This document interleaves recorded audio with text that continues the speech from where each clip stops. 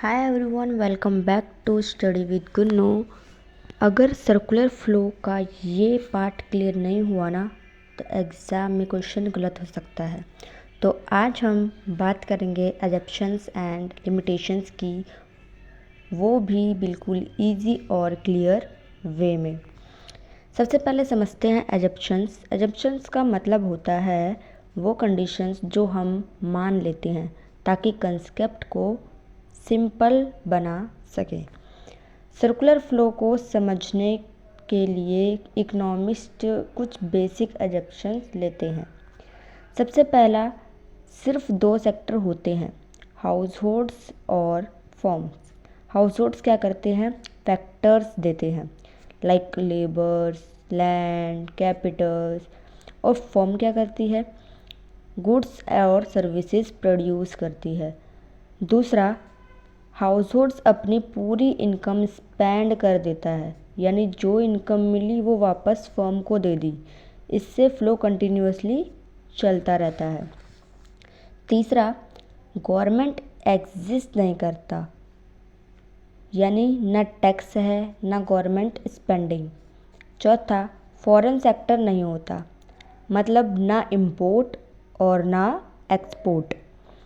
फिर last, price constant रहता है, यानी प्राइस चेंज नहीं होता ताकि कैलकुलेशंस और अंडरस्टैंडिंग इजी हो। तो ये सब एजप्शंस मिलके एक सिंपल सर्कुलर फ्लो मॉडल बनाते हैं जो बेसिक अंडरस्टैंडिंग के लिए यूज़ होता है। अब आते हैं लिमिटेशन।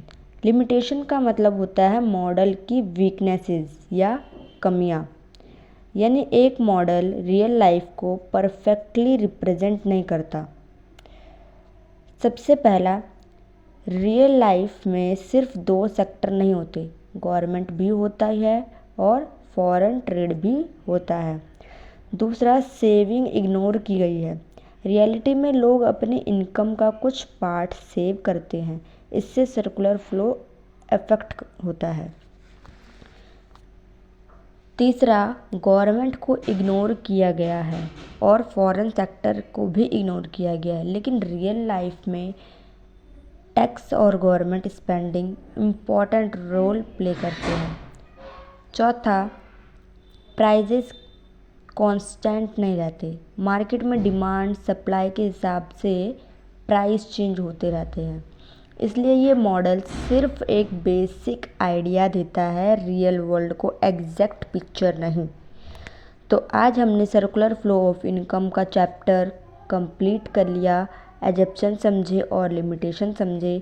अब तुम्हारा कंसेप्ट क्लियर हो गया होगा।